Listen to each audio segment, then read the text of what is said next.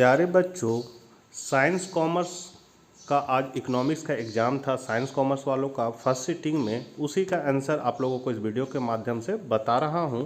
Channel पर पहली बार हैं तो ज़रूर सब्सक्राइब कर ले और इकोनॉमिक्स के बच्चों को यह वीडियो ज़रूर शेयर कर दे। तो चलिए हम लोग आज कुछ नया सीखते हैं।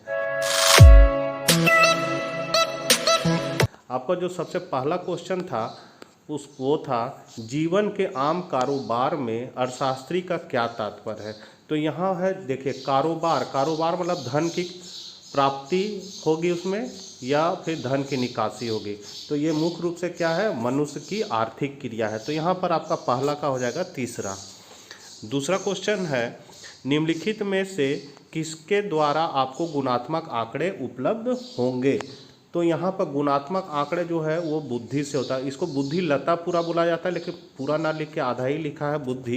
तो ये चौथा ऑप्शन आपका करेक्ट है।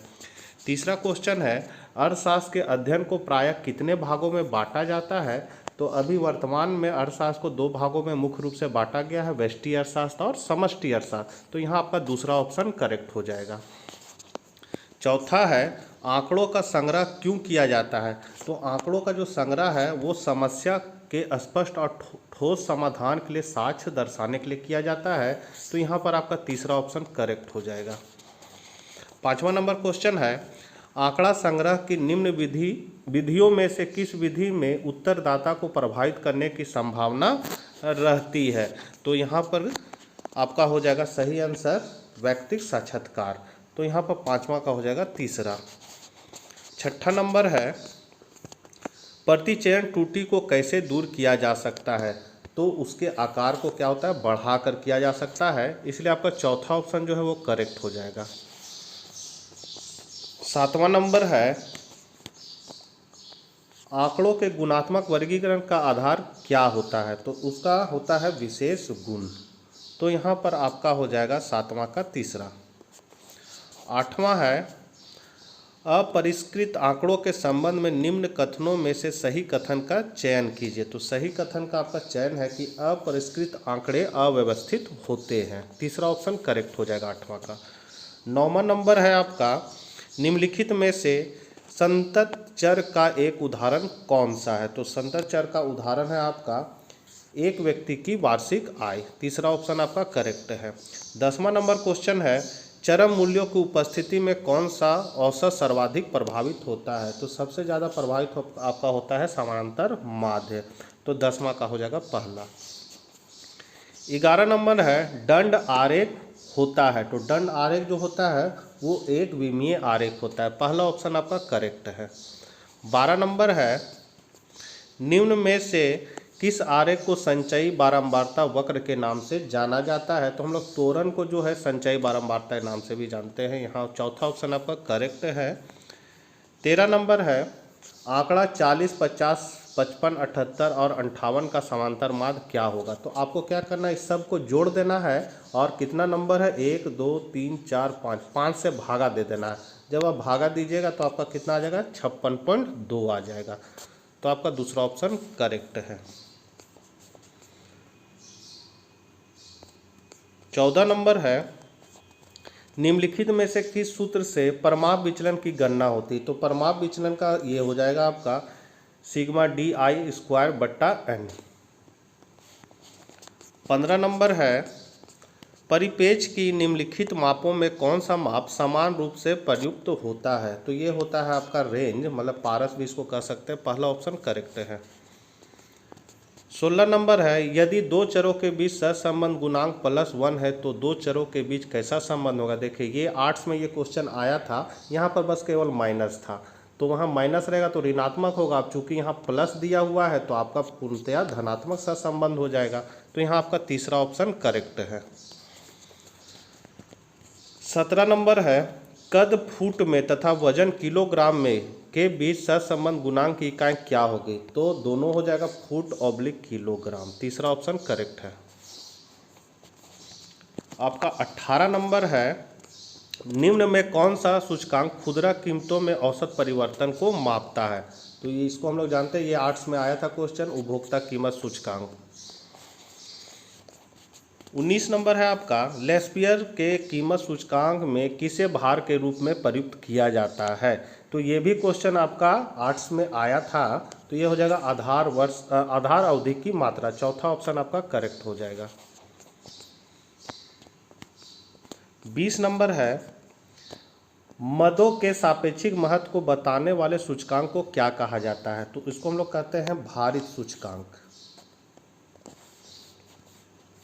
21 नंबर है, औपनिवेशिक काल में भारत के विदेशी व्यापार का सबसे बड़ा भागीदार कौन सा देश था।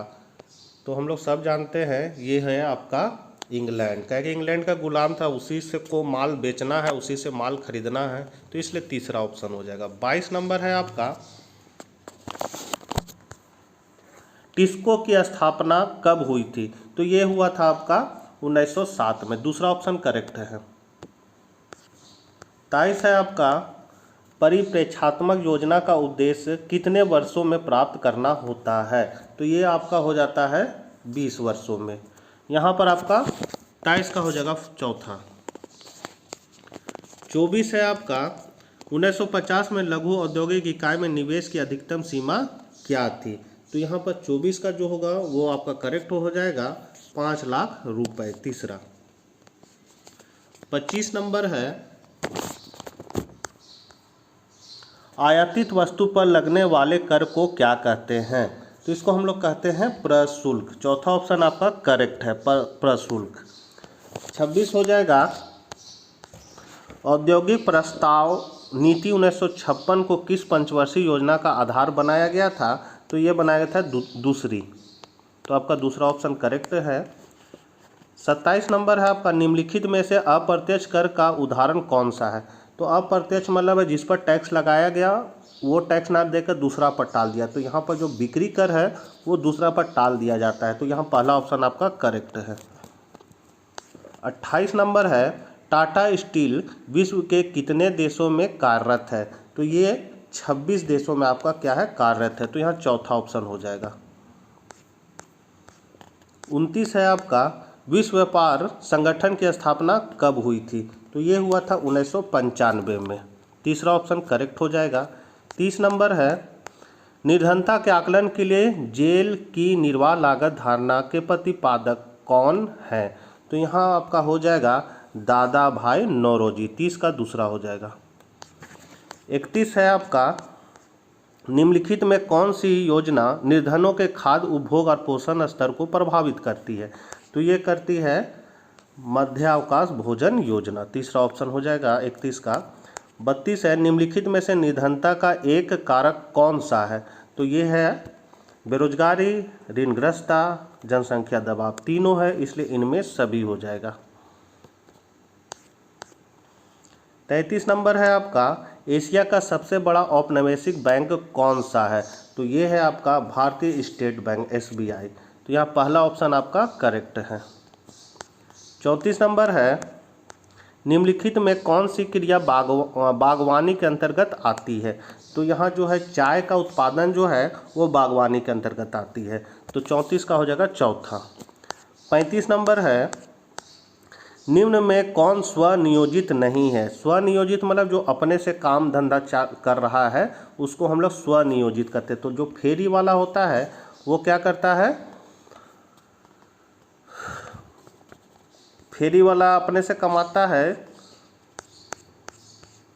स्वनियोजित में अपने से। तो यहाँ है सरकारी, ये तो सरकारी है। ब्यूटी पार्लर की मालकिन भी अपने से काम करे, सीमेंट दुकान का मालिक भी अपने से लगा कमा रहा।